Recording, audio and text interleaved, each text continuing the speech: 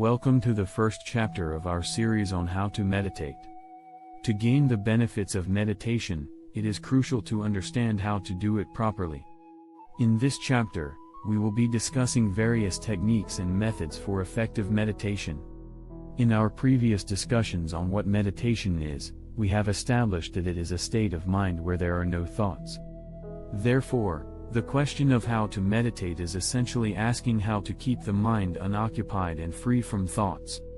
Once we learn how to keep our minds devoid of desires, memories, and daydreams, meditation happens naturally. We cannot force it to happen, but we can create the conditions for it to occur. When I first began meditating, I was taught not to think during the practice. However, I have come to realize that this approach is not entirely accurate. When we are engaged in doing something, there may not be many thoughts present. But when we sit with the intention of not thinking, thoughts are likely to come up, especially when we close our eyes and do nothing. These thoughts may be related to relationships, work, the past, or the future. However, denying or suppressing these thoughts often invites them back even more strongly. This phenomenon is known as ironic rebound or the white bear problem. It is a psychological process whereby deliberate attempts to suppress certain thoughts make them more likely to surface. For example, when someone actively tries not to think of a white bear, they may be more likely to imagine one. Social psychologist Daniel Wegner first identified this phenomenon as thought suppression studies in experimental psychology in 1987. Since then, his findings have guided clinical practice.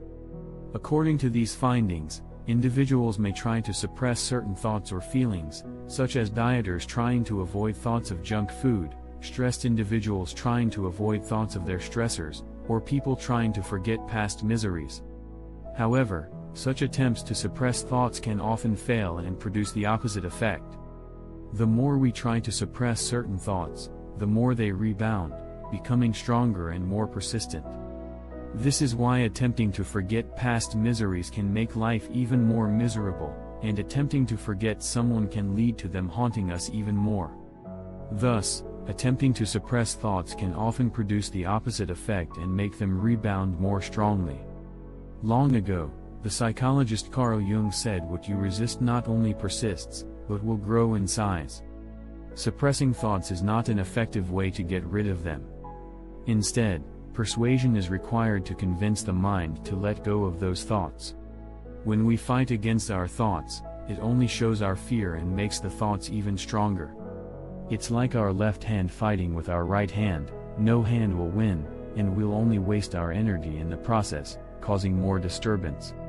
Unfortunately, many people who start meditation without proper understanding often struggle to make it a part of their daily life. This is because suppression doesn't work. Instead, we should focus on persuasion. All meditation techniques are methods of persuasion that aim to help the mind reach a point where it can let go of those thoughts. However, it's important to note that contemplation, concentration, and chanting can actually make the mind stronger or remain occupied, because everything we do is done through the mind. Therefore, doing nothing and not engaging in any ritual is the only alternative left. When we simply exist and do nothing, we can achieve a state of awareness that is true meditation. Instead of suppressing our thoughts, we simply become an observer, or a watcher.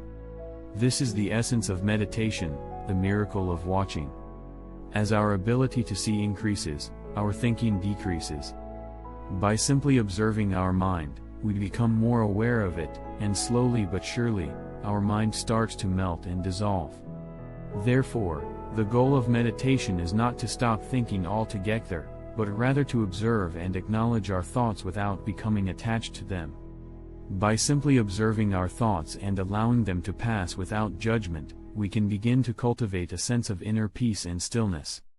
This approach can be a valuable tool for managing stress and anxiety, as well as promoting overall mental and emotional well-being. There are many methods of meditation, but one thing is common in all of them: witnessing, watching. Thank you for the opportunity to discuss meditation. I hope this understanding helps you to continue your own journey of meditation. Keep meditating.